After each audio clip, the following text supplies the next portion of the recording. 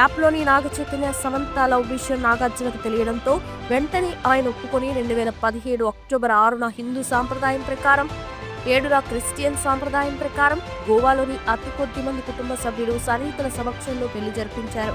ఆ తర్వాత 2017లో తన మామయ్య నాగార్జునతో కలిసి నటించిన రాజుగారి గది 2 మంచి విజయాన్ని సాధించింది.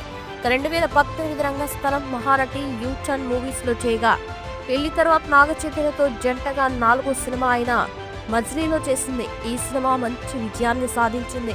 ఆ తర్వాత ఓ బేబీ, మన్మధుడు 2, జాను మూవీస్ లో చేసింది. అయితే పెళ్లి తర్వాత నాగ చైతన్య సమంత ప్రేమ పెళ్లి చేసుకుంటే లైఫ్ ఇంత బాగుంటుందా అని చూపించారు.